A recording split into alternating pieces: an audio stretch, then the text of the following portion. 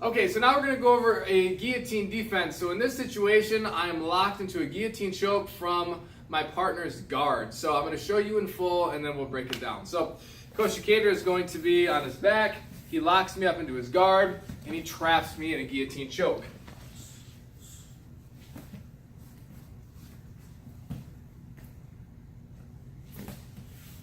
Okay, so breaking that down. Let's move back a little bit. Okay, so I made a mistake. I got caught in this choke. So the first thing you're going to see me do is I'm going to get my butt in the air, right? I have to get on my feet and drive a bunch of weight into him. That's going to help relieve the pressure to begin with.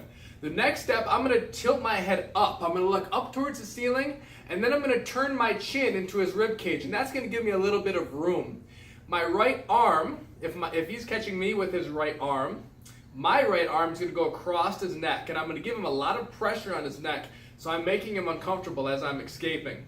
From that point, my left hand is now free to reach in. I'm going to take all 5 of my fingers. I'm going to grip at his grip, and I'm going to be doing small yanks trying to get my head out. We never want to fight pressure with pressure, and what I mean by that is if he's giving me pressure, I'm not just trying to muscle him back.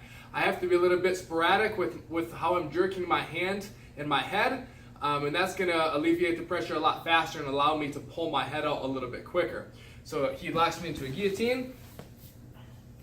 Again, my butt comes up, forearm is across his neck.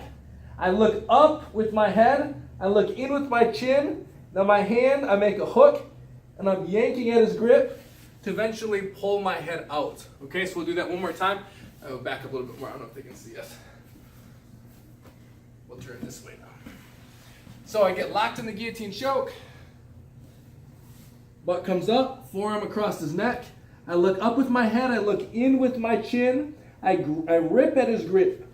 And then I eventually work to pull my head out. Okay? So we always want to remember when we're in a guillotine choke position, if someone is just squeezing and I can breathe, it's good just to let them squeeze because they are wearing themselves out.